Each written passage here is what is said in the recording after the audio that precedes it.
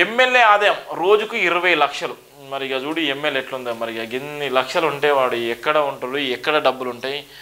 ఆదాని అంబానీ కన్నా ఎక్కువ డబ్బులు సంపాదించినటువంటి నేపథ్యం ఉంది ఎమ్మెల్యేలు. ఇలా 20 లక్షలు రోజు ఆదాయం అంటే ఆయన 5 సంవత్సరాల పరిపాలనలో 5 సంవత్సరాలు ఆయనే ఉన్న నేపథ్యంలో 365 రోజులు 365 రోజులు 365 సుమారుగా 365 రోజులు ఆ లెక్క ప్రకారం చూసుకుంటే ఆయనకి ఎంత డబ్బులు మరి ఆదాని అంబాన్ని మించిపోయేటువంటి పరిస్థితి. మరి ఎమ్మెల్యే ఏంది, మరి ఎక్కడి నుంచి వచ్చింది, ఏం జరుగుతుందో అన్నటువంటి నేపథ్యం కూడా చూస్తున్నాం.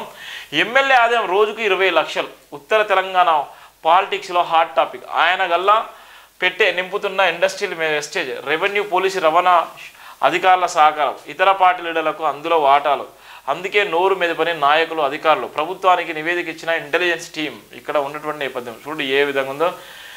నెలకొచ్చే ఆదాయం ఆయనకి ఎంత, రోజుకొచ్చే ఆదాయం 20 లక్షలు. నెలకొచ్చే ఆదాయం ఎంత ఉంటుందో ఇక చూడు లెక్కేసుకోండి. ఆ నెల ఆదాయంతో పాటు ఏదైతే ఆయన సంపాదించేటువంటి డబ్బు ఉందో, ఆయన సంపాదించే డబ్బులు ఎంతవరకు ఇస్తున్నారో అర్థం కాని పరిస్థితి.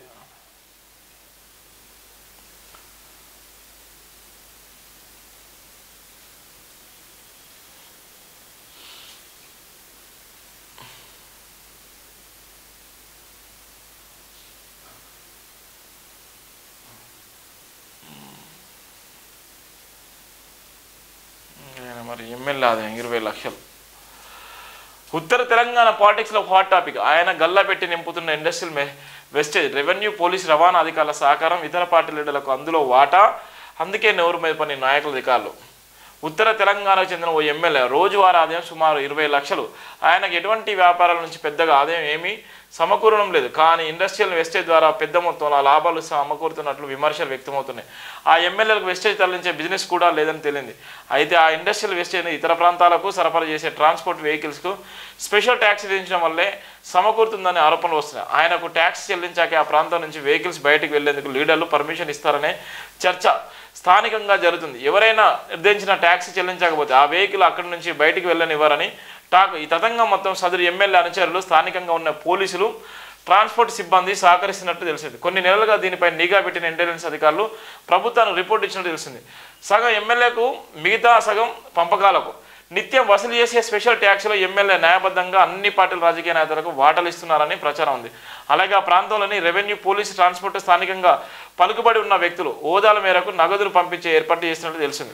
అందుకే ఆ ప్రాంతంలో పార్టీల మధ్య విమర్శల ఆరోపణలు లేకుండా అంతా సాఫీగా జరిగిపోతుందని వినికిడి. ఆ దందాలు అందరికీ భాగస్వామ్యం ఉండడంతో ప్రశ్నించే వారి కరవయ్యారని స్థానికులు ఆవేదన వ్యక్తం చేస్తున్న నేపథ్యం. ఇది వాటా అంటే రోజు 20 లక్షల ఆదాయం అంటే ఎంత డబ్బు, ఎక్కడ ఉంది ఆ డబ్బు అంతా, ఎవరు చేస్తున్నారో, అది ఎక్కడి నుంచి వస్తుందో మొత్తం టోటల్గా ఫోటోలతో సహా వేసేటువంటి ప్రయత్నం చేస్తాను త్వరలోనే. రోజుకి 20 లక్షల ఆదాయం అంటే ఎన్ని డబ్బులు, ఎన్ని కోట్ల రూపాయలు చూడండి. ఎంత ఘోరం. దోసుకున్నంత తిన్నంత ఈ తెలంగాణ గవర్నమెంట్లో ఎంత తింటే అంత తిను, కానీ నా వాటా నాకు రావాలి. అక్కడ ఉన్నటువంటి అధికారులకు పోవాలి, అక్కడ ఉన్నటువంటి పొలిటికల్ లీడర్లకు పోవాలి, ఆ ఏరియాలో ఉన్నటువంటి అన్ని పార్టీలకు సంబంధించిన వాళ్ళందరికీ కూడా పోవాలి, అక్కడ అన్ని పార్టీలకు సంబంధించిన ఎవరైతే కోఆర్డినేషన్ మీడియాకు పోవాలి, పోలీసు యంత్రాంగం పోవాలి, రెవెన్యూ యంత్రాంగాన్ని పోవాలి. ఇంతమంది రోజుకి 20 లక్షలు వస్తే వాళ్ళందరూ కూడా పంచుకుంటారు. మరి సిబిఐ, సిఐడి, ఈడీ లేకపోతే వీళ్ళందరూ ఏం చేస్తున్నారు, మా రాష్ట్ర ప్రభుత్వం ఏం చేస్తుంది, 16 నెలల కంచెలు ఏం చేస్తుందంటే చూసినట్టుగా వ్యవహరించేటువంటి పరిస్థితి ఉంది. ఇది ప్రధానంగా ఉన్నటువంటి వార్త.